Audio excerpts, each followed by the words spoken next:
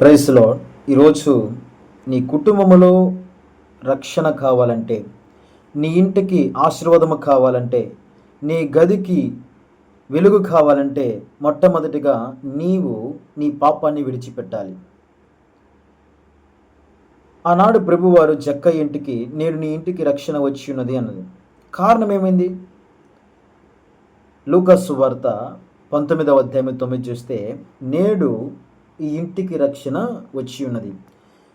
ఆనాడు జక్కయ్య ఇంటికి వచ్చిన రక్షణ ఈరోజు నీ ఇంటికి రావాలంటే మొట్టమొదటిగా నీలో ఉన్నటువంటి అక్రమముతో సంపాదించిన అక్రమకారంగా వ్యాపారము చేసి సంపాదించిన అవి వడ్డీ వ్యాపారము, లేదంటే ఇంకోటి ఏదైతే నువ్వు అక్రమంగా నువ్వు దోచుకున్నావో తీసుకున్నావో దాన్ని మొట్టమొదటిగా నువ్వు విడిచిపెడితే, నువ్వు దూరం చేస్తే, అపవిత్రమైన పనికి మాలిన కార్యములన్నీ కూడా నువ్వు పక్కన పెట్టివేస్తే, ఆ జక్కయ్య గదికి ఏ విధముగా రక్షణ వచ్చిందో, జక్కయ్య ఇంటికి ఏ విధముగా రక్షణ వచ్చిందో, ఈరోజు నీ ఇంటికి రక్షణ.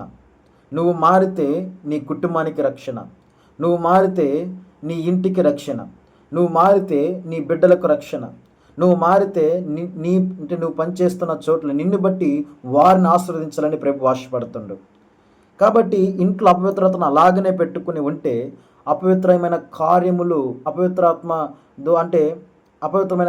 ఇంకా కూడా కుటుంబాన్ని ఏలుబడి చేసి, కుటుంబంలో నెమ్మది లేకుండా, కుటుంబంలో సమాధానము లేకుండా, కుటుంబాన్ని విచ్ఛిన్నము చేస్తుంది.